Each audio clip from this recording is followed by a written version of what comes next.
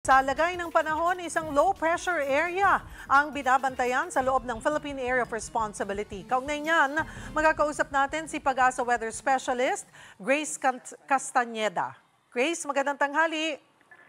Yes po, magandang tanghali, Ms. Cheryl, at sa ating pong mga taga-subaybay.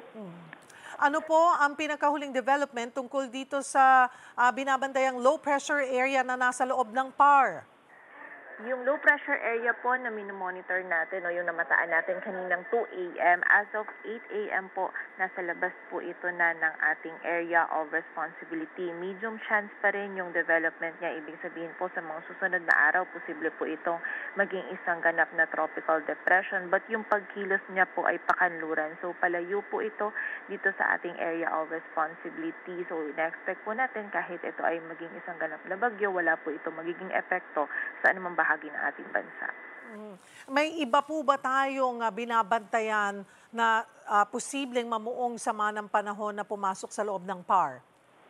Sa kasalukuyan po, wala na tayong iba pang minomonitor na low pressure area or bagyo na maaaring pumasok sa loob ng ating area of responsibility, and base din po dito sa ating latest na pinalabas na TC threat potential, ngayon pong week and next week wala po tayong nakikita na sama ng panahon na maaari pong mabuo or makaapekto dito sa ating bansa, but posible pa po itong magbago, kaya continuous monitoring pa rin. Miss Grace, maulap sa ilang bahagi po dito sa Luzon, like tayo dito sa Metro Manila. Actually, maulan po yung ating panahon. Ano ba ang dahilan?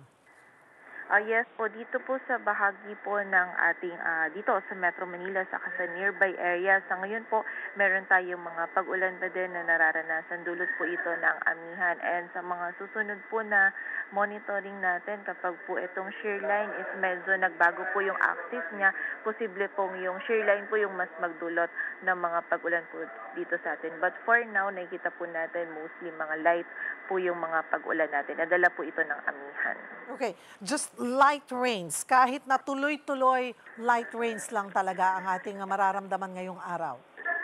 Yes po, posible pong minsan medyo moderate, but generally mga light to moderate lang po yung mga pag-ulan natin. Medyo tuloy-tuloy po pagdating ng hapon, but wala po tayong ina-expect na yung mga sobrang malalakas po na pag-ulan. Ito pong shear line na sinasabi po ninyo ay inaasahan bang mas magiging malakas o active po ito in the coming days? Sa ngayon po, patuloy pa rin makaka-apekto yung shear line dito sa may silangan po ng Northern and Central Luzon. For now, meron pa rin po tayong pinalabas na weather advisory kung saan posible pa rin po yung 50 to 100 millimeters of rainfall for the area of Isabela and Aurora. Sa mga susunod na araw naman po, may epekto pa rin to, but mostly mga scattered na mga pag-ulan na po or less na po kumpara sa mga naranasan natin ng mga nakaraang araw. Alright, maraming salamat Pag-asa Weather Specialist Grace Castañeda.